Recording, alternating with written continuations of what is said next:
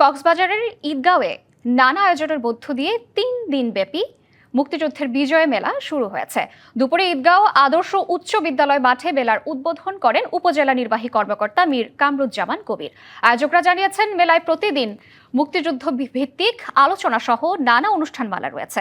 মুক্তিযুদ্ধের ইতিহাস, ঐতিহ্য ও চেতনাকে নতুন প্রজন্মের মাঝে ছড়িয়ে দিতে আয়োজন করা হয়েছে।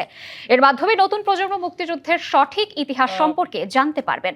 প্রতিদিন সকাল থেকে সন্ধ্যা ৭টা পর্যন্ত এই মেলা চলবে।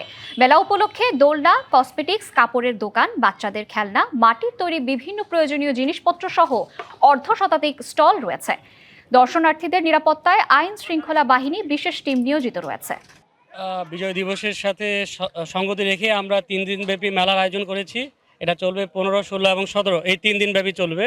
আর এটা মেলা হচ্ছে বিজয় মেলা, বিজয়ের আনন্দ যেন সবার মাঝখানে ছড়িয়ে যায়, এই জন্যই আমাদের এই মেলার আয়োজন। নতুন এবং ফিরে আসা গ্রাহকদের জন্য নগদে চলছে ক্যাশব্যাক সহ প্রতিদিন হাজারো উপহার জেতার সুযোগ। হবে আশা আর ফেরা, সারপ্রাইজ সেরা।